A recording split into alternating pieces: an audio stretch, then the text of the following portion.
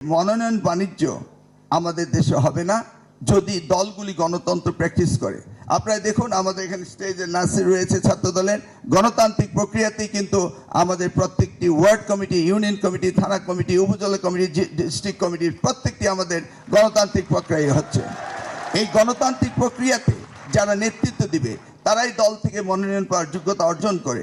সেই কারণে প্রত্যেকটি রাজনৈতিক দল যদি তাদের মনোনয়ন প্রক্রিয়াকে পরিশুদ্ধ করতে পারে তাহলে মনোনয়ন বাণিজ্য সেখানে হতে পারে না। তাছাড়া নির্বাচন কমিশনের যে নির্বাচন কমিশন অফিসার রয়েছেন তারা যদি যুক্তরাষ্ট্রের মতো প্রাইমারি করতে পারেন তাহলে দলীয় মনোনয়নের ব্যাপারে তাদের প্রত্যয়নপত্র পেতে পারে এবং সেই জায়গায় মনোনয়ন বাণিজ্য হতে পারে না।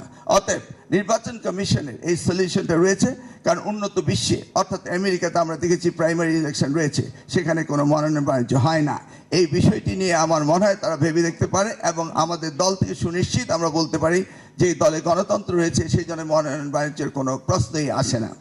কালো টাকার কথা বলা হচ্ছে।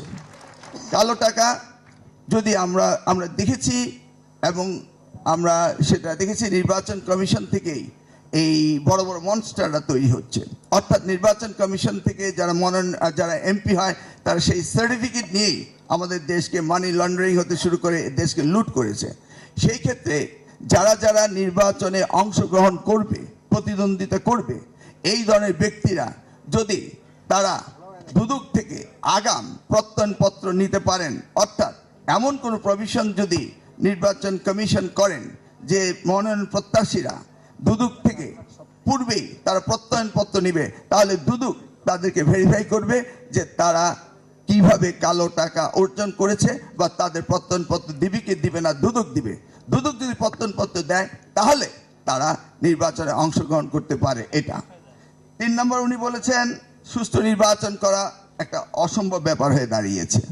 সুষ্ঠু নির্বাচন করতে হলে প্রথমেই দরকার আইন শৃঙ্খলার ব্যাকআপ, যেটা এখন আইন শৃঙ্খলার জন্য পুলিশ কমিশন হয়েছে, সেখানে ব্যাপক পরিবর্তন আসছে।